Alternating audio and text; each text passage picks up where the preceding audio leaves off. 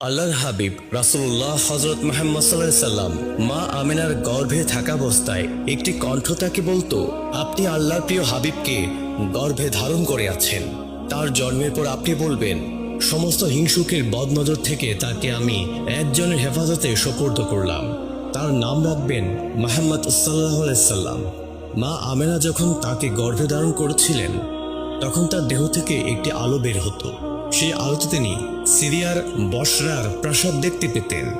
যে রাতে রাসূল করিম সাল্লাল্লাহু আলাইহি সাল্লাম ভূমিষ্ঠ হলেন, তার দাদা সে রাতে ঘরে ছিলেন।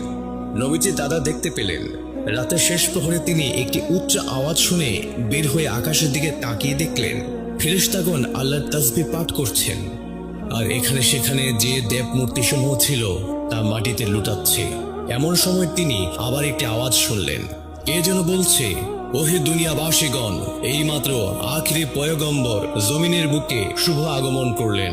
আমরা আল্লাহ পাকের রহমতের পানি নিয়ে আগমন করছি, এই পানি দ্বারা তাকে গোসল করিয়ে দেবে।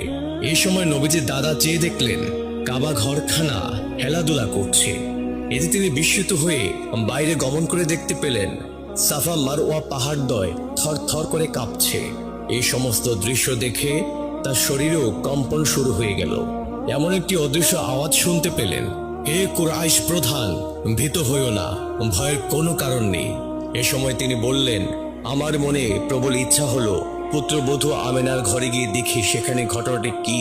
কিন্তু আমার অবস্থা তখন এমন পর্যায়ে পৌঁছেছিল যে আমিনার ঘরের নিকট যাওয়া আমার পক্ষে অসম্ভব বলে মনে হচ্ছিল। তবু বহু কষ্টে তিনি মা আমিনার ঘরের নিকটে গিয়ে পৌঁছালেন। সেখানে পৌঁছে দেখতে পেলেন তার ঘরের উপরে ও চারিদিকে কতগুলো সুন্দর পাখি উড়ে বেড়াচ্ছে। তিনি ধীরে ধীরে উক্ত ঘরের দরজায় পৌঁছে উকি দিয়ে দেখলেন উট এবং আম্বর মিশ্রিত পানি গড়িয়ে যাচ্ছে ও চারিদিকে সুঘ্রাণে মোহিত হয়ে গেছে। ঘরের দরজা কিছুটা ফাঁক করে তিনি ভেতরে বিবি আমিনার দিকে দৃষ্টিপাত করলেন, কিন্তু দেখা গেল বিবি আমিনার ললাটে পূর্বেকার সে উজ্জ্বল এখন আর দেখা যাচ্ছে না।